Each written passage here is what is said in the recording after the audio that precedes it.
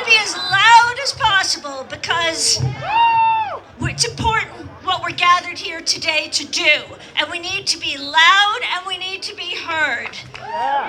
So I'm going to try to be a little educational and not at all boring. That's the goal. Okay, so I'm a lawyer, a law professor, a legal scholar.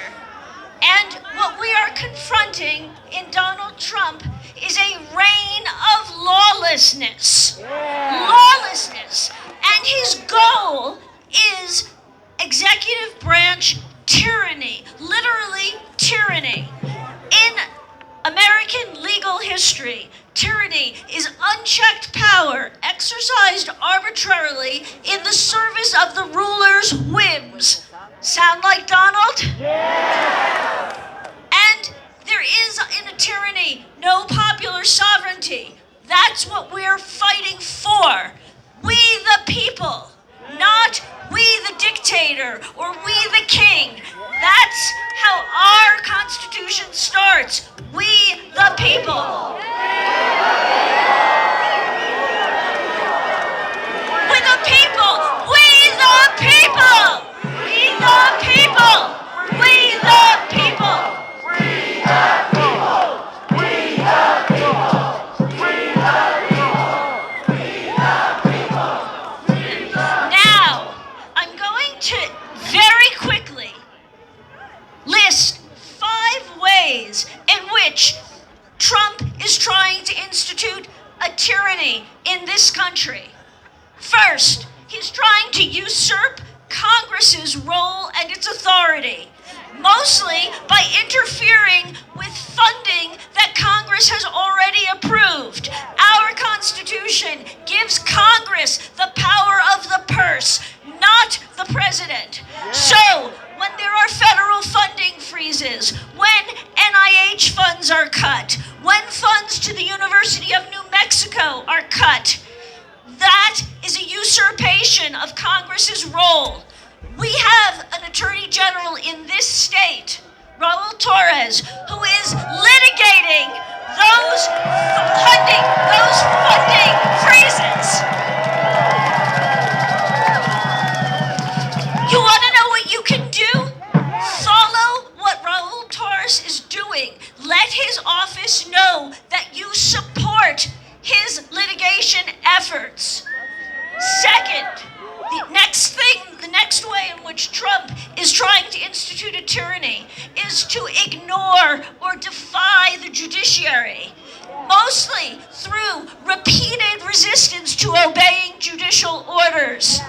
This is a coming crisis. Keep your eye on a direct conflict for when one of these courts holds the Trump executive officers in contempt of court. We have to be ready to be back in the streets to support the rule of law. The third thing that Trump is doing to institute tyranny and defeat popular sovereignty is to disregard individual civil rights. The most glaring example has been his removal and deportations of people without any due process, taking people off the streets and sending them to prisons in other countries. That is tyranny. We must resist it. Four. Trump is trying to eliminate free and fair elections. One way in which he is doing this is by trying to take over state election operations.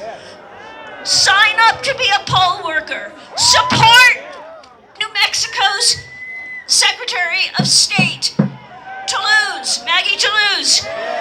You need to let people who run the elections in this state know that you do not want the federal government interfering with our state's efficient and fair operation of elections. The fifth way in which the other sovereignty and the rule of law is by attacking the legal profession. And I'm going to finish by just saying a few extra words about that, because I was asked to talk about this from a personal perspective. So I have been spending many hours working with law students and law firms who are fighting back against Trump singling out specific law firms for punitive actions because they represent people and causes he doesn't like. That's the whim of the dictator. I don't like what you're doing, so I will punish you.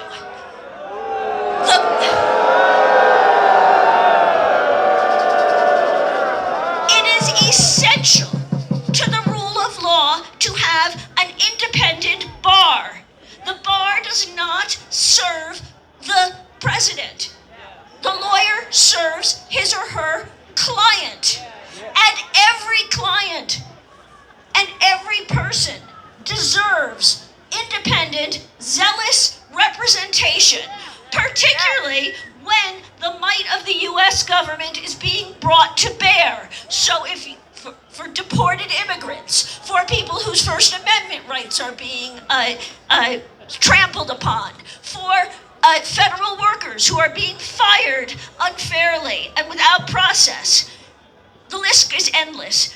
All of these people deserve representation by lawyers who are not under the thumb of threats by the President of the United States.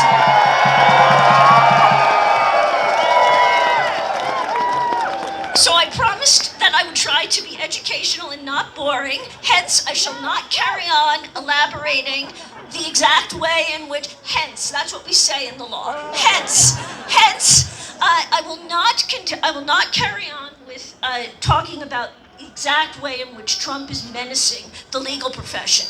But I will say to each and every one of you, I will not belabor the way in which Trump is oppressing the legal profession.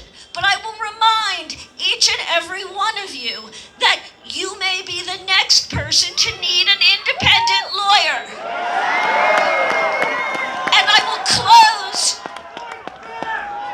close by quoting RFK, Robert F. Kennedy.